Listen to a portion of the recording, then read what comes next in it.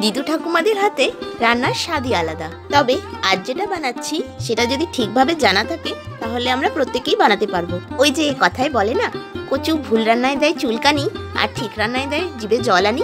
কচুর এই নিরামিষ রেসিপিটা একবার বানিয়ে দেখো, মাছ মাংসকেও ছাড়িয়ে যাবে। প্রথমে কচুগুলোকে ভালো করে ধুয়ে নিয়ে তারপর খোসা ছাড়িয়ে ডুমো ডুমো করে কেটে নেব। গাঁঠি কচুতে যেহেতু গলা চুলকানি হতে পারে তাই একটু গরম জলে এটাকে ভাপিয়ে নেব। তাতে একটু নুন আর একটু তেঁতুল দিয়েছি। তেঁতুল যদি না থাকে তাহলে লেবুর রসও ব্যবহার করতে পারো।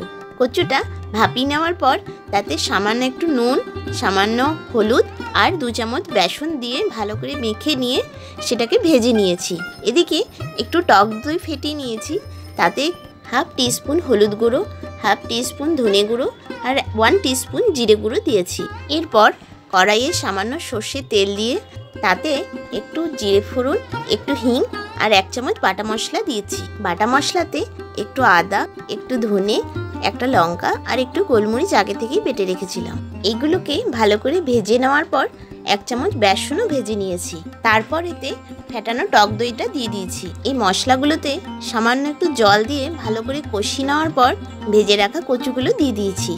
এবার পরিমাণ মতো গরম জল দিয়ে ঢাকা দিয়ে দেবো 6 থেকে 7 মিনিটের জন্য। হয়ে গেলে উপর থেকে গরম মশলা ছড়িয়ে দেবো। এটা গরম গরম ভাত অথবা রুটির সাথে খাও আর বলো অসাধারণ।